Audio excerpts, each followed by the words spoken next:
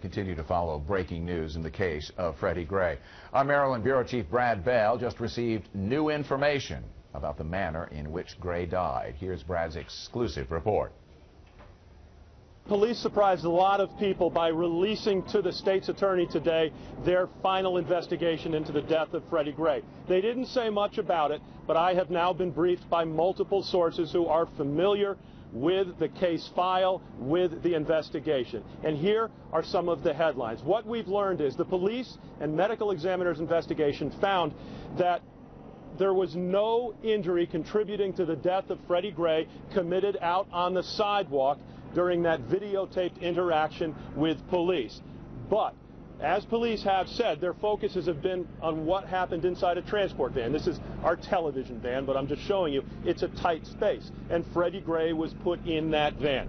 Now, some of the exclusive details. We have learned that the medical examiner found an injury basically on the top of Freddie Gray's head that matched a point on the back of the van, suggesting that in the van, while he was being transported, in leg shackles, with his hands behind his back, in handcuffs, Gray was standing in a position pretty much like this, and for some reason or another was thrown into the back of the van, causing that injury. And it is believed that during that fall, that impact, that is when he suffered the broken neck, when his spinal cord was damaged.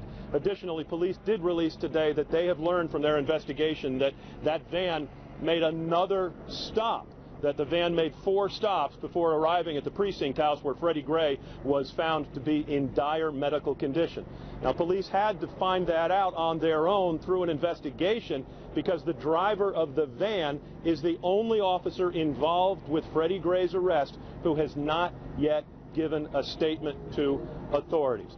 So all of this information has now gone on to the state's attorney. The final medical examiner's report is not yet complete, but that too will go to the state's attorney. The state's attorney will go through all of this and make a decision at some point in the future, and it could take a while, as to whether or not any of the officers, the officer driving the van or anybody else, will be charged. But that's the breaking news. Injuries found on Freddie Gray consistent with those with things that would have happened in that van and not out on the sidewalk during that videotaped interaction with police. Brad Bell reporting for us exclusively.